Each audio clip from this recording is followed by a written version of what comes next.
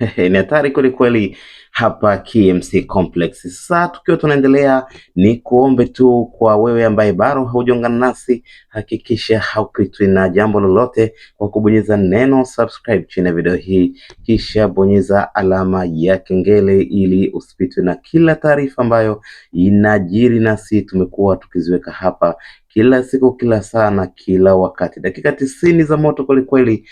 Young Africans kama nilivyokueleza pale awali ni wenyeji dhidi ya Singida Black Stars hapa KMC Complex. Ni hatari katika mchezo wa ligi kuu Tanzania bara NBC Premier League.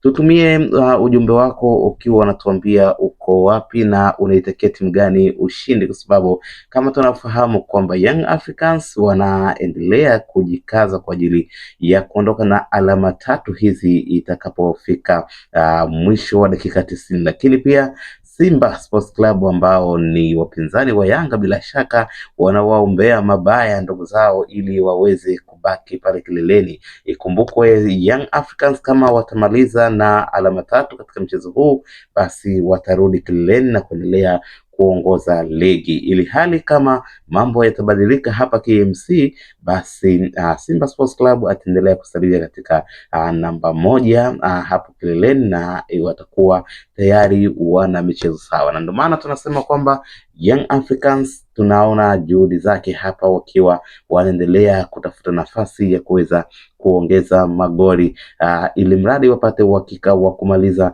na alama tatu dhidi ya Singida Black Stars. Uko wapi? Tuandike maoni yako kwenye comment section hapo.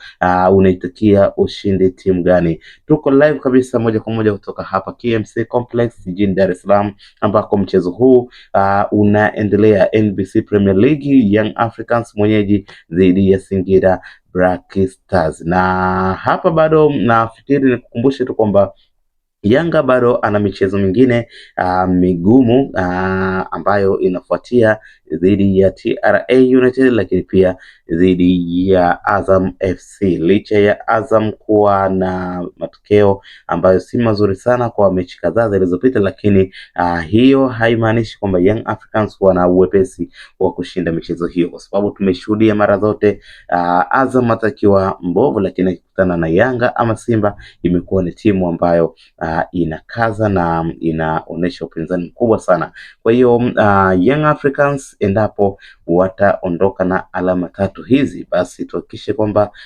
tunasubiri katika mechi zilizosalia. Inatakiwa asishinde, asifungwe hata moja wala kutoa sare, kwa sababu Simba Sports Club yuko karibu na Young Africans. Nafikiri mechi hii kama ndio itaisha ikiwa hivi Young Africans yupo na ushindi, basi nafikiri atamwacha Simba kwa alama mbili tena, na kama itakuwa vice versa, basi bila shaka Simba Sports Club atakuwa amejisogeza zaidi kumkaribia Young African Sports Club. Mpira bado unaendelea, mpira ni wa moto kwelikweli.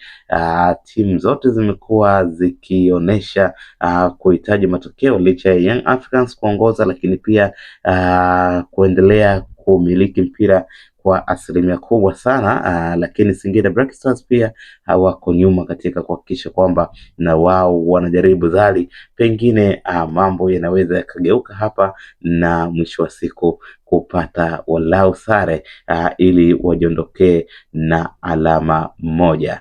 Tupe maoni yako hapo kwenye comment section, tuambie uko wapi, unaitakia ushindi timu gani katika mchezo huu wa ligi kuu Tanzania bara NBC Premier League. Ikumbukwe Young Africans ndio mwenyeji dhidi ya Singida Black Stars hapa KMC Complex. Maoni yako ni muhimu sana, lakini pia usisahau kulike, kushare na kubonyeza neno subscribe. Itakuwa umefanya vyema sana kuungana na familia hii ya Mapro Media.